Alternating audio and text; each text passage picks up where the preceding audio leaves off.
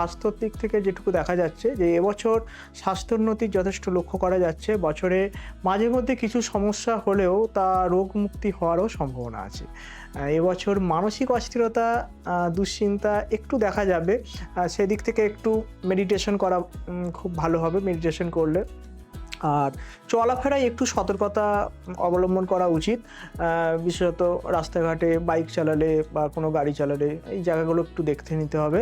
আর কারণ যেকোনো রকম একটু ছোটোখাটো চোট আঘাত প্রাপ্তি হতে পারে, হ্যাঁ? সেক্ষেত্রে মোটামুটি ওভারঅল খারাপ বলব না, তবে একটু সতর্কভাবে চললে মোটামুটি ভালো যাবে। ধনুর যেটা একটি ছটপটে স্বভাবের, হয়তো সেক্ষেত্রে স্বাস্থ্য ওভারঅল ভালো যাবে, একটু শুধু ওই জীবনযাপনের ক্ষেত্রে একটুখানি দেখে শুনে হাঁটা চলা একটুখানি, তাহলে দেখবেন আপনার এই বিপদ আপদ থেকে আপনি নিজেকে বাঁচাতে পারছেন।